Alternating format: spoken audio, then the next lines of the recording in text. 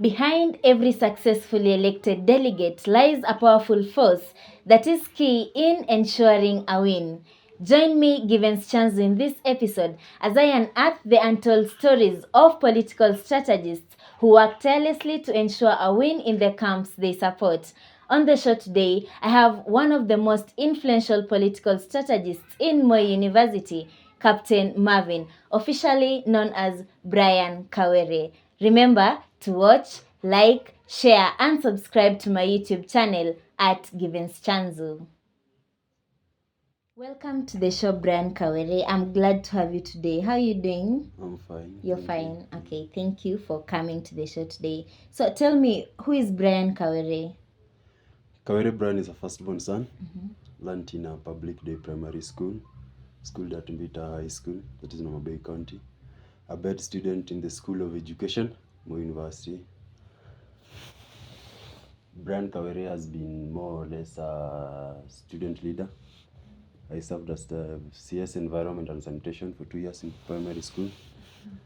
Elected the head of Dome Captains in Mbita National School, a position that elevated me to the big five of that school during my tenure. And Brian Kawere is a class representative for the School of Education Stock 21 English and Literature students. Has served as the project coordinator for Kikomusa. Have served as 2-term Secretary General for Kikomusa, a position that I still hold up to now. Yeah. Then at the Lakeside Scholars Association, the Kisumu University Students Association, I serve as the protocol officer under the patronage of Honorable Samuel Doro. At the NUSA, that is Nyakach University Students Association, under the patronage of Honorable Dr. Ucheng Matthews Owili, the Deputy Governor of Kisumu County, I serve as the spokesperson. That is me politically. Yeah. Okay, Brian, that is a very, very good political journey you've had there. So apart from politics, do you have any other interests? Yeah, sure. Yeah, just like the sculpture, everyone holds his future in his hands. Just as the sculpture uses a figure into what he models into whatever they want, the image that you want. I am a strong firebrand of the boy child manhood activism. We redefine and deconstruct the societal bylaws coming from the culture of revolution. We come as a creator or maybe as a mediator to man up the boy child, to stand against feminism and exploitation. Yeah. So you protect the rights of the boy child. Boy child. Okay, Yeah. that is nice, Brian. So here in Moi University, you are widely known as Captain Marvin. How did the name come up? The name Captain Marvin. Okay, this is a name that has given me a lot of eloquence and grandiloquence. This name that I have used this name in the political arena, especially in the national politics. The other time I used it in the campaign media team for Honorable Kotho Pande when he was vying for Nyakach parliamentary seat, and also I used it in the team Azimio kwa Kisumu chapter for the right Honorable Anbogibo Raila Amolo Odinga. This name, I have used it. It is sellable, and it came through a dark past, by the way. But I use it in the blogging sector. Okay. Yeah. Okay. So, Captain Marvin, you've had the privilege to witness several congresses, the Muso congresses, all the way from the 33rd, 34th, 35th. We are now in the 36th. How can you compare these different Muso elections? How have they been? And even in the 35th, you vied for a seat in the co-curriculum docket in your school, the School of Education. How has the journey been?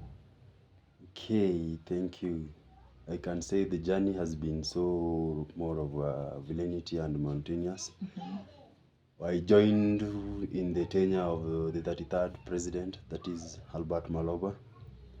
And by then, the few little interaction made me get some chance in the top leadership in the 34th Council, where I served at the Muso Basari Committee with the then Secretary of Academics, Mungai Muho.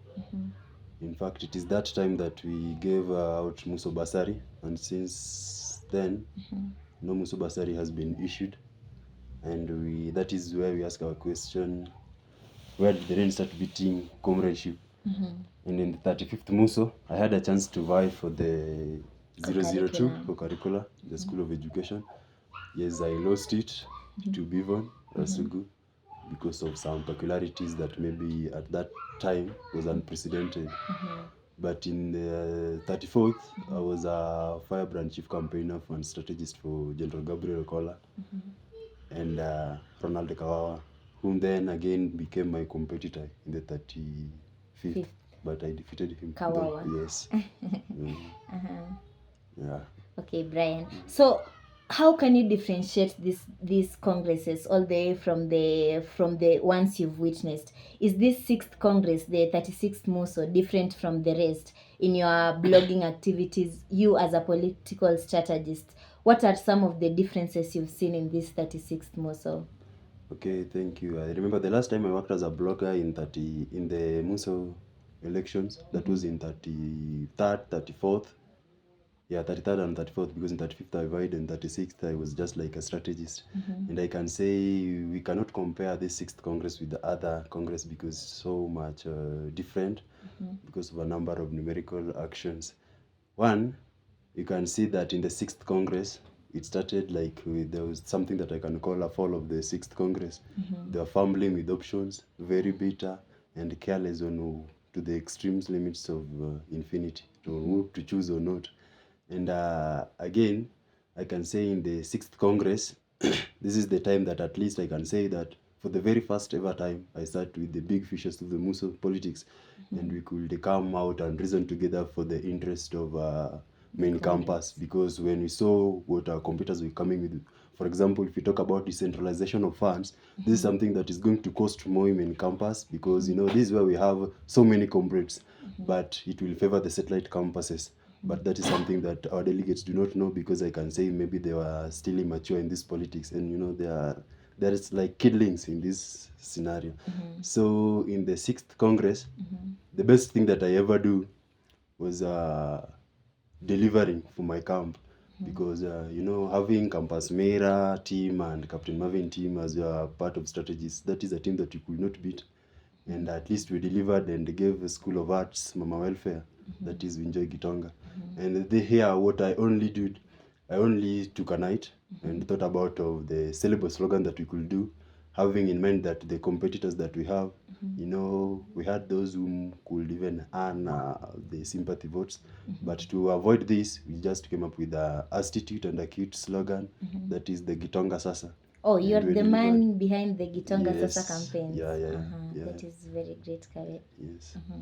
So, Brian, it brings me to another question. We have a president from the satellite campus. Yeah. Is it in any way going to affect the main campus students, just in any way?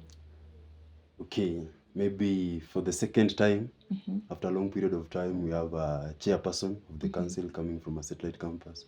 That is after the gentleman from the Kitale campus. And now we have Darus from CHS.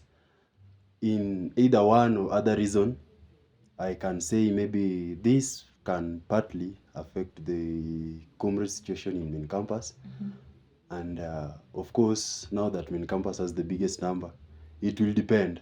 But what we know that to stand as a union,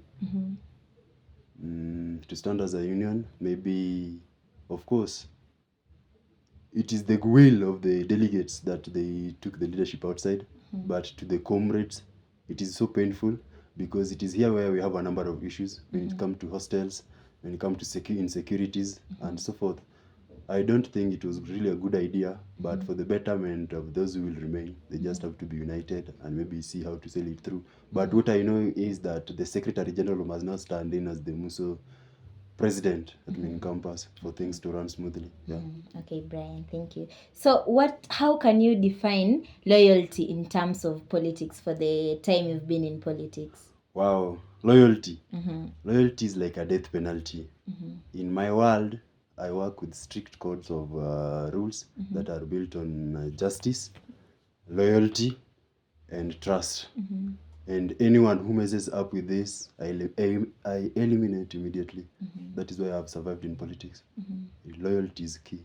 It's like a death penalty. Okay. Yeah. So, Brian, tell me about the idea of being a political strategist. What does it demand from you as a person to be a great political strategist when it comes to arranging the politics of someone? What does it take to be so strong in order to win in this field of being a strategist? Okay, number one, you have to be very vocal, and you must be a ruthless man, and you must be a nonsensical cowardice theatrics ambassador. You don't tolerate jokes.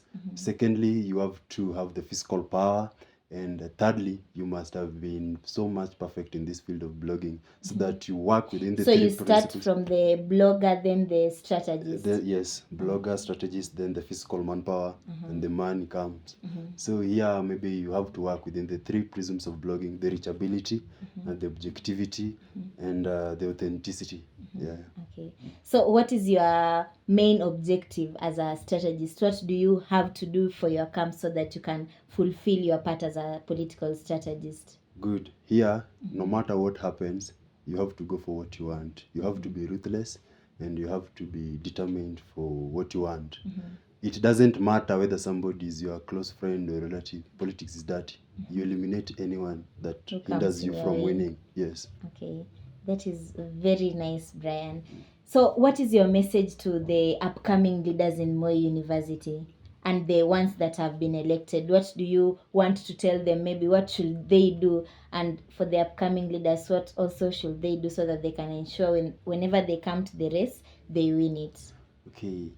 Here, maybe what I can say before I give my advice is that we as the leaders, we must learn to be free from the influence of under Chapo Madondos and the tea for 1010 and so small things like ice creams and whatever. What we have to do as leaders, we have to get back to our Muso Constitution 2018, just as it states in the preamble, that we, the Moi University students, we shall come together in unison, solidarity, and freedom, in articulate and form the council, that is the Moi University Students Organization, for the betterment of camaraderie.